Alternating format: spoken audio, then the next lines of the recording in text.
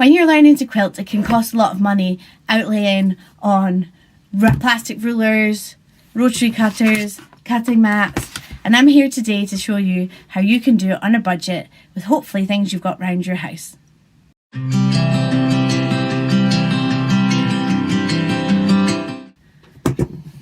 So if you've already watched my tutorial on how to make your 5.5-inch cardboard square, you're ready to go. Apart from that, what you're going to need is a pencil, your fabric, and a pair of scissors. A pair of scissors that hopefully are the sharpest pair you've got in the house. That's what you're looking for, is the sharpest pair you've got in the house. And let's get started. So today we're going to get rid of the rotary cutter and the plastic ruler. I say plastic, perspex or something. I'll look into that. And what we're going to need is, first of all, our cardboard template and our pencil. I'm going to open our fabric. Look at that really cute range of fabric there. Isn't that lovely? I'm going to use this to make a little small quilt, a quilt that you could use as a gift for a baby or a toddler. And I'm going to make this for my youngest, who currently is just over 1.5. I'm probably going to show you on the palest bit because that'll be the easiest to show up the pencil. And what you can do if you want to is you can use a pen, like on this darkest navy one. Well, it's not quite navy, but in this darker blue, it might be quite hard to see the pencil line up. And so if you want, you know, if you don't have a coloured pencil, you could use a coloured pencil, that might help. You could use a biro. Just be really careful to mark it on the back rather than the front, so that it's less visible. But don't stress about it, because you're going to cut along the lines and then you're going to sew those into the seams. So it really works. It works. Okay, so this is your fat quarter.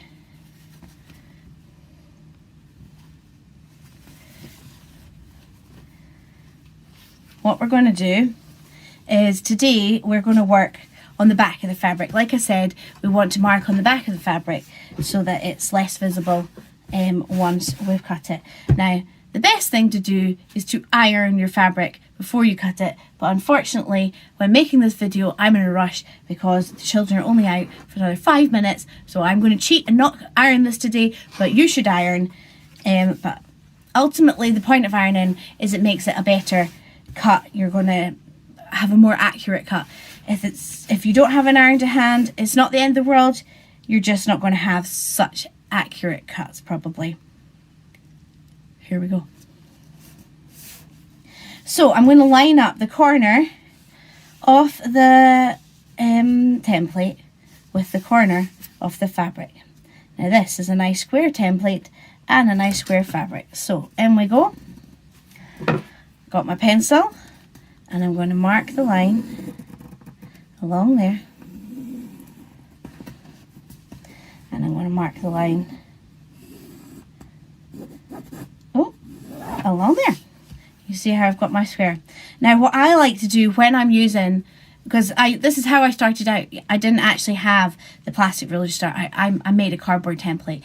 I did have it here to show you. I can't see it.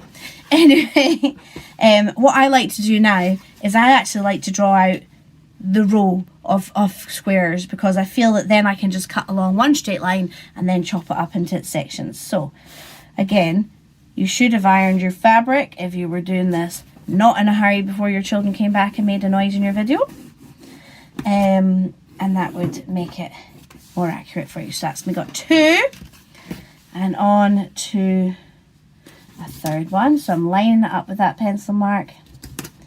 I'm drawing along the top, down the side. Now as you can see, you're going to end up with a strip along the side here.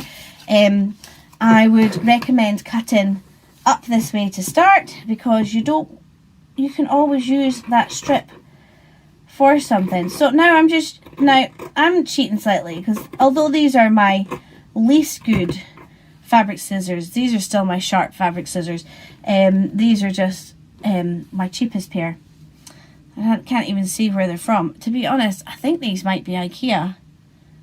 But you can see they've got glue on them. My children have used them for cutting paper, and they're still pretty good on fabric. So, you know, don't feel like you can't use scissors that are used for other things. Just if you splash out on a decent pair of scissors, that's when people get a bit, don't use my good scissors for other things. Anyway, I digress. Here we go. So I've cut along that line. I'm going to cut. Oh, I can't cut that direction. Here, move your fabric. Right, and you're going to cut along that pencil line all the way to the end. Now, you see how I'm not snipping? I'm not snipping to the end. I'm going to about here where it's still open, and then I'm starting again. And that stops you having all these little cuts in your fabric. It should make it a smoother cut. So that's my tip for cutting for today. If you've got really super sharp scissors, sometimes it just slices through for you and you don't have to do much. It's crazy. Like a knife through butter. Right. And that's for a snip. Right, so put that one to one side. And we now have 3 squares. We need to just cut along these lines now. Oh, I can't do it flat on the thing like that.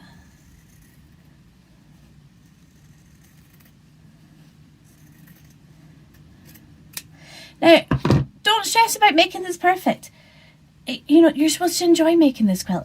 So we're trying to get as accurate as we can with what we've got so that things are looking nice and square and sharp. But ultimately, at the end of the day, no quilt is ever perfect.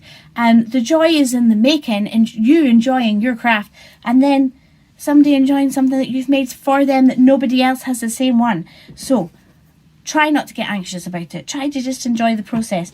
You know, that's the flow you're looking for. You're looking for just enjoying being in the moment, doing your thing, cutting up your fabric, getting it ready to make something beautiful for somebody, for yourself even. I've got fabric sitting there that I want to make into a quilt for me. And why not? Why not? We should treat ourselves. So, as you can see, I didn't iron it.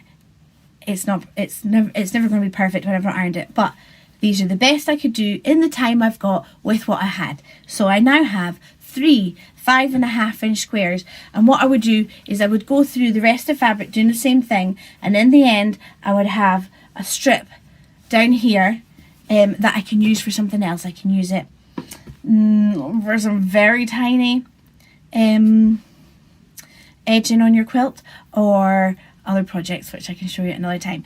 But it is a good idea to try to plan for your scraps if you're going to use your scraps for other projects. If you're just going to turf them, if you're just going to chuck them out, don't stress about it. But I do recommend keeping to the one side of the fabric so that you end up with one long strip that is more usable for other things if you're using your scraps for things.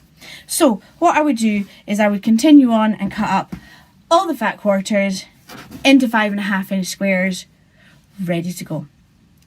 I say that if you're doing my beginner's quilt pattern, my pattern that you can download, you actually don't want to cut all of them up. What you want to do is you want to choose one that's going to be your binding, and you only cut four of the fat quarters. So I'm feeling like the yellow might be a really nice binding on it all. I'll make a decision and I'll let you know. It's a good idea to have a wee play about and try to imagine what your binding might look like once your quilt's made. And I think that yellow would pull it all together, because I've got 2 pale fabrics there, 2 dark fabrics, and then this nice yellow to pull it all together. So I'm going to keep the yellow aside for my binding, and I'm going to cut the rest up. So I'll cut the rest up into the 5.5 inch squares using my template. And yeah, just like this.